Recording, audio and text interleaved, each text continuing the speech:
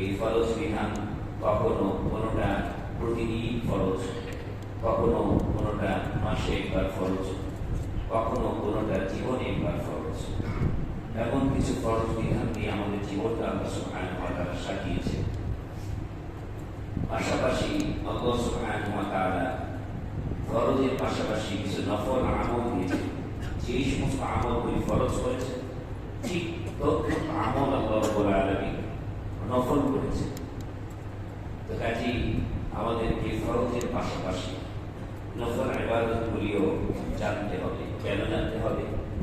কারণ প্রত্যেকটি ফরজ ইবাদত জীবনের সব সময়, সব মাসে, সব সময় আমরা পাব। ইচ্ছে করলেই রমজান মাস পুরা বছর পাবো না। রমজান মাসে আমাদের উপর সিয়াম কি ছিল? ফরজ ছিল। আর 11টি মাস যত সিয়াম আছে আল্লাহ তাআলা সব সিয়াম নফল করেছে। তাহলে যদি নফল সিয়াম আল্লাহ না রাখতেন, তাহলে কিন্তু 1 মাস সিয়াম পালনের পরে আর 11 মাসের মধ্যে কোনো সিয়ামের দেখা আমরা পেতাম না। আল্লাহ সুবহানাহু ওয়া তাআলা ফরজ করেছেন হজ, জীবনে একবার হজ ফরজ করেছেন। জিলহজ মাসে একবার জীবনে যারা হজ ফরজ করে, তাদের সামর্থ্য